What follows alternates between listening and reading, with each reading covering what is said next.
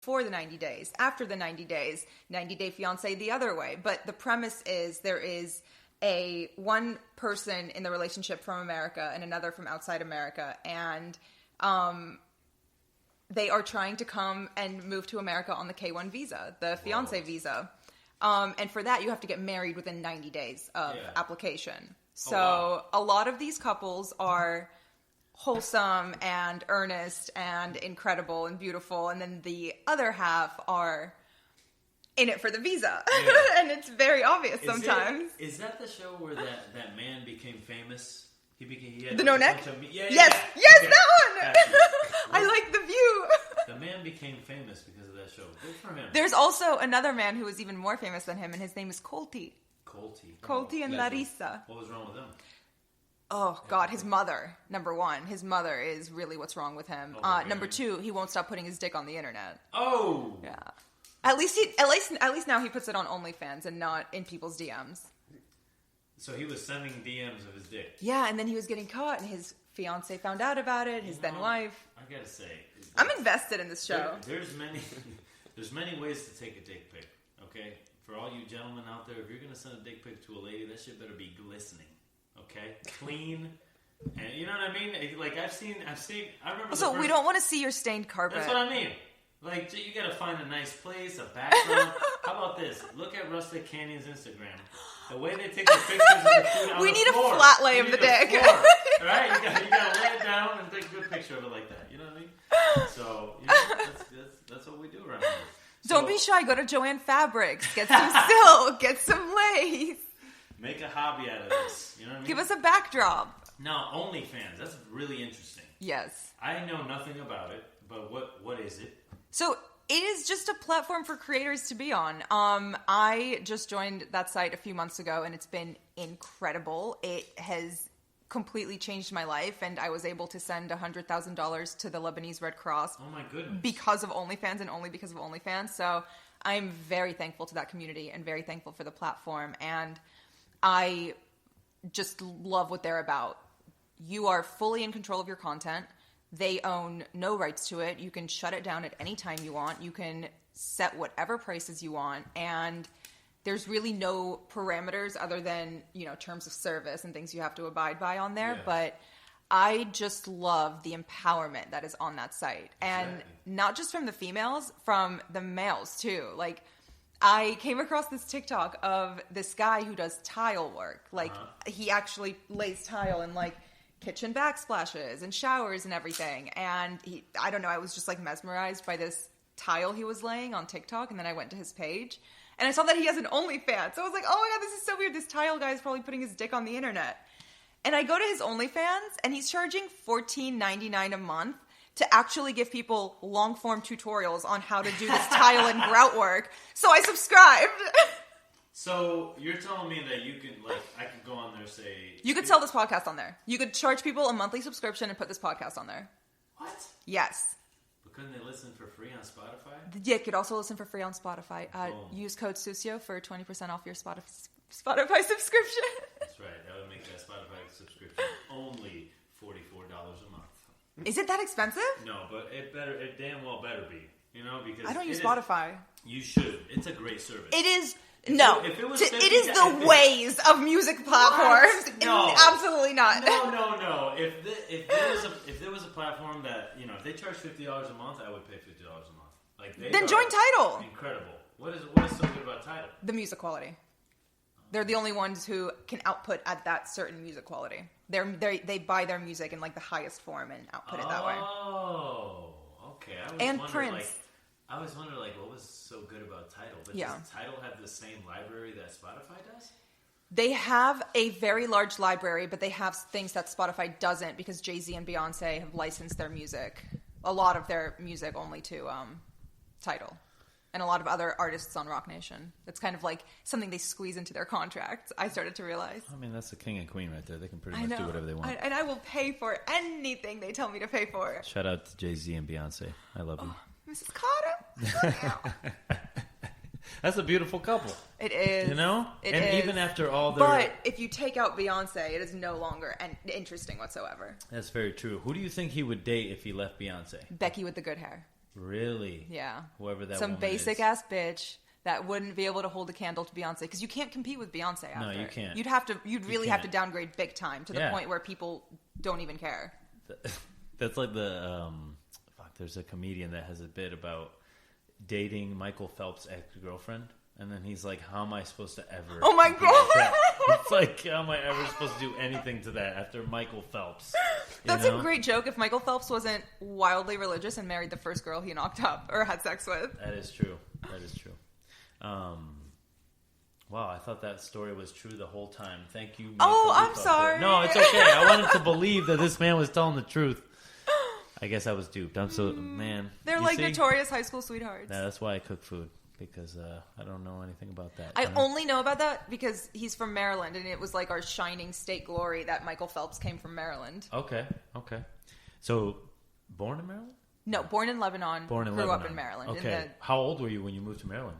I was 8 years old. 8 years old. Yeah. Wow. So you had gone to school at least somewhat in Lebanon. Yeah. What do you remember about school in Lebanon?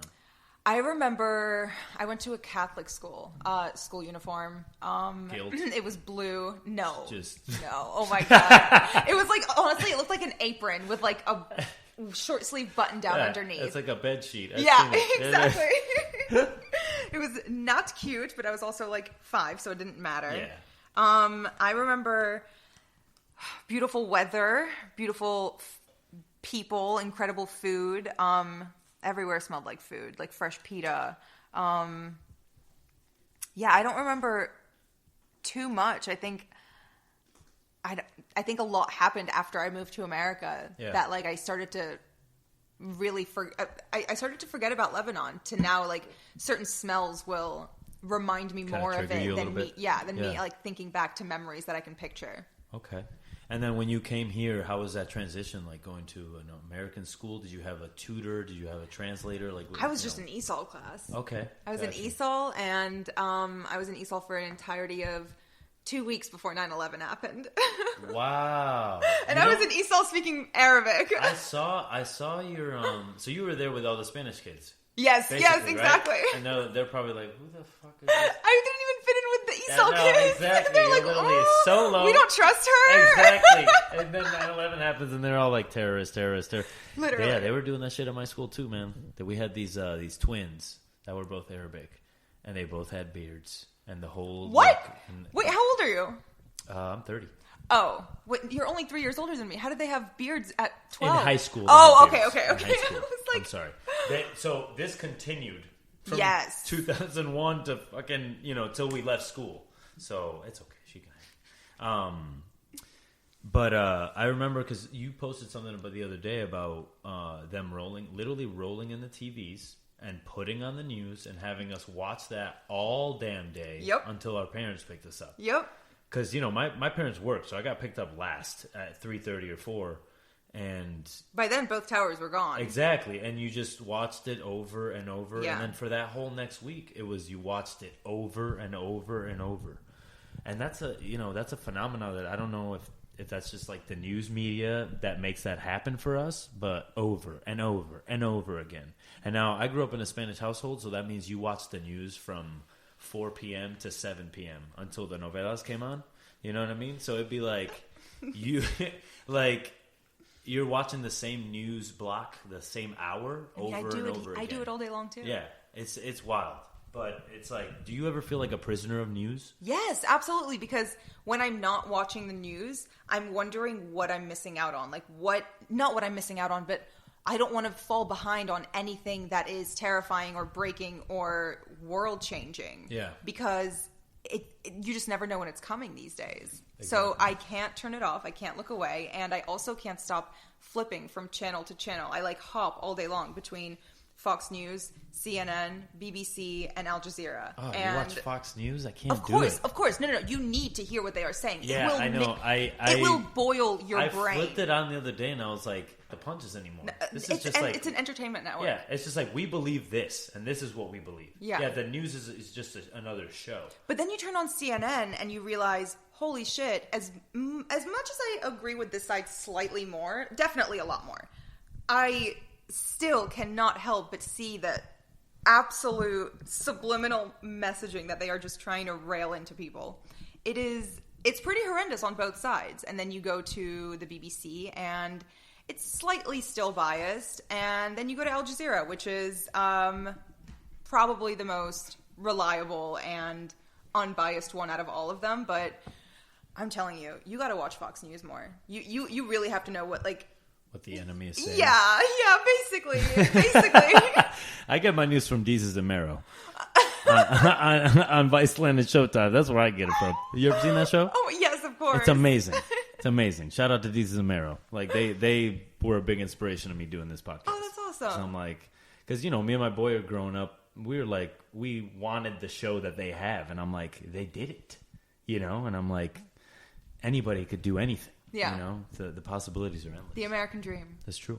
So, you're living in Maryland. Dog. Did you? My dog is obsessed with him.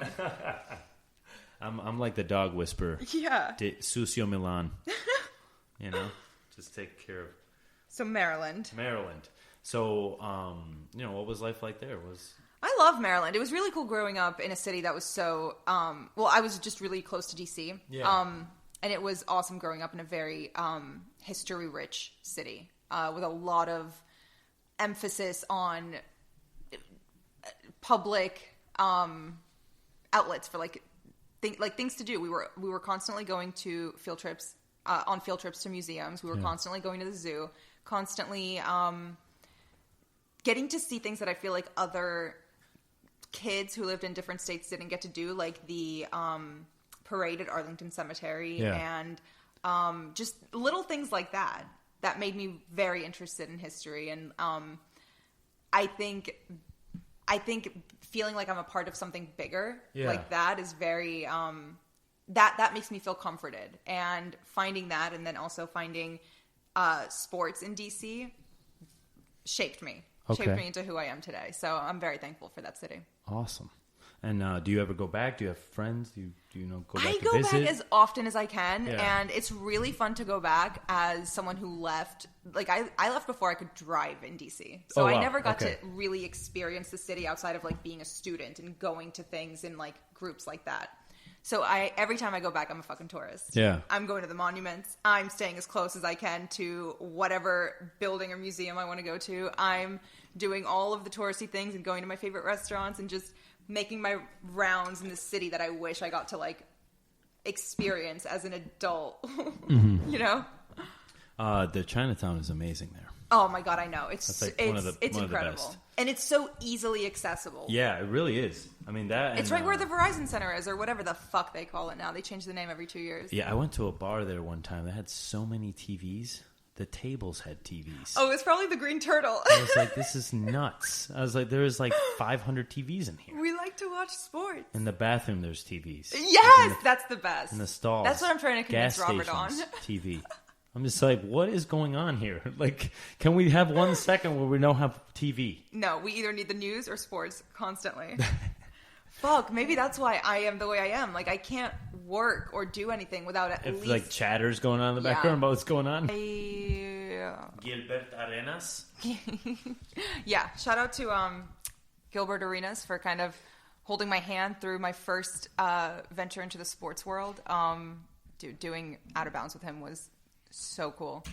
It was literally a dream come true. Out of Bounds is a panel show? Yeah, it was the panel show that we were on, and just getting to meet him was the coolest thing ever. I came in for a screen test, and I left, and I was like, if I don't get this, I'm fine with that. I got a picture with Gilbert Arenas. That's Agent Zero. I'm good.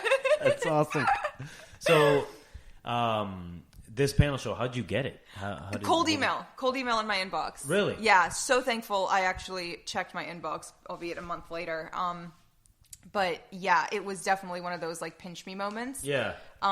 Because I had been writing for this small website called Fansided for a while. I was doing a Mia's Pick 6 and talking about my 6 most memorable moments from that week in sports, and very obscure random things, not actually, sitting down and giving hard facts. It was very much an opinion based column. So I started with that, and then it kind of just evolved and grew, and I started doing things that just made me happy. I had another sports show with a production company called Rooster Teeth, and it was called